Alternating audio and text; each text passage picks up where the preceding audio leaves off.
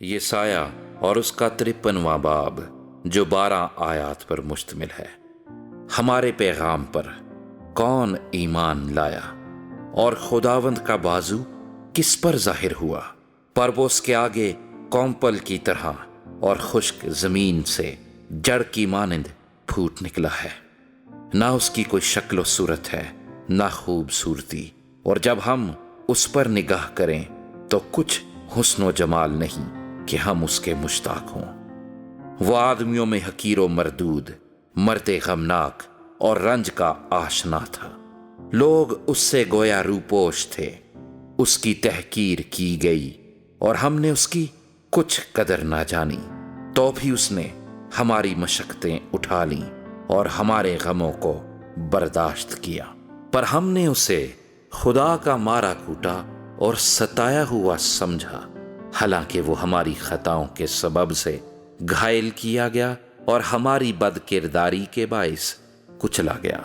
ہماری ہی سلامتی کے لیے اس پر سیاست ہوئی تاکہ اس کے مار کھانے سے ہم شفا پائیں۔ ہم سب بھیڑوں کی مانند بھٹک گئے، ہم میں سے ہر ایک اپنی راہ کو پھرا، پر خداوند نے ہم سب کی بد کرداری اس پر لا دی۔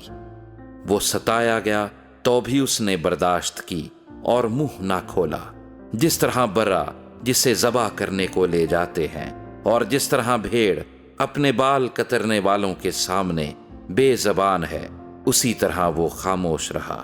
وہ ظلم کر کے اور فتویٰ لگا کر اسے لے گئے، پر اس کے زمانے کے لوگوں میں سے کس نے خیال کیا کہ وہ زندوں کی زمین سے کاٹ ڈالا گیا؟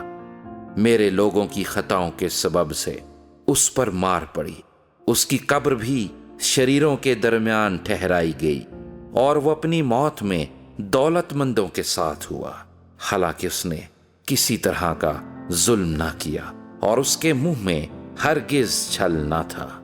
لیکن خداوند کو پسند آیا کہ اسے کچلے، اس نے اسے غمگین کیا۔